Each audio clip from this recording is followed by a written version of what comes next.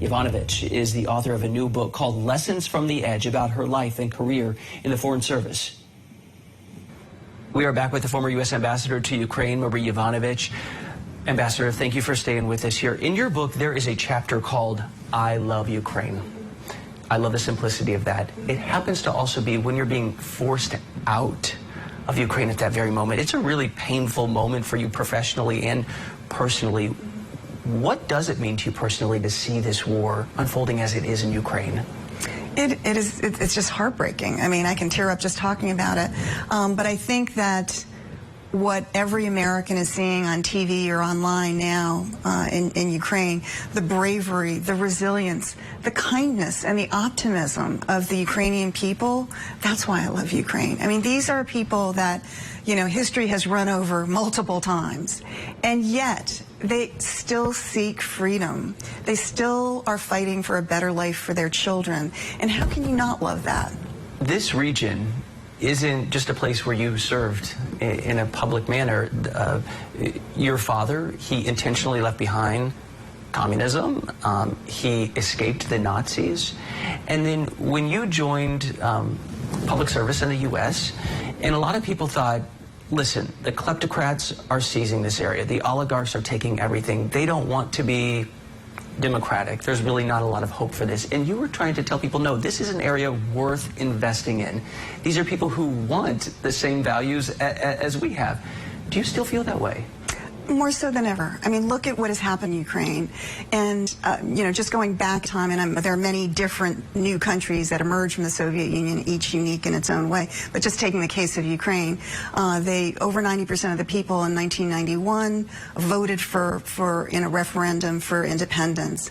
Then in 2004, there was the Orange Revolution because they didn't want the pro-Russian to become president when he, you know, was manipulating the elections. And then fast forward again to 2014 when Ukrainian people were furious at the president for turning his back on Europe and not embracing a closer association with the EU. So, I mean, time after time, the Ukrainian people have said what they wanted, that they want, you know, not necessarily, people don't always talk about it in the terms that we talk about it, like, you know, democracy and capitalism and things like that. Self-determination. Yeah, exactly. Yes. They talk about it in these terms, which I think are familiar to every American. You know, I want a good job. I want prospects for my kids. I want to be secure. People want to be able to live securely and well. Yes. And that's what the Ukrainian people want. But, you know, when they're looking at their options, I mean, there's the Russian model, which is bankrupt. I mean, there's nothing there for them. So they look to Europe and the EU and trying to figure out how can we be more like them so that our lives are better. They have made that choice time after time. And now they are making it again, and they are paying for it in blood. And so how can we not be ultimately optimistic? I mean, there is still a long row to hoe, and it is going to be brutal and ugly.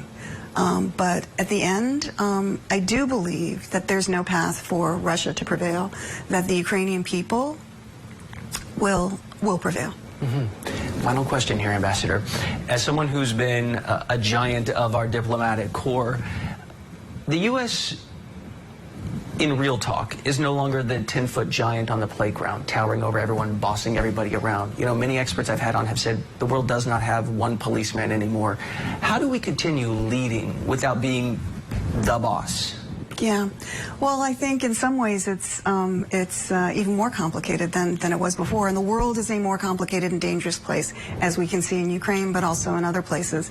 So the way I think about it is, you know, my former boss, Bill Burns, who's now head of the CIA, he talks about it as, you know, the U.S. may not be the single superpower, but we can still be the pivotal power, leveraging our allies, our partners, our many strengths to, you know, move the world in a way that that secures our interests, but also the interests of others.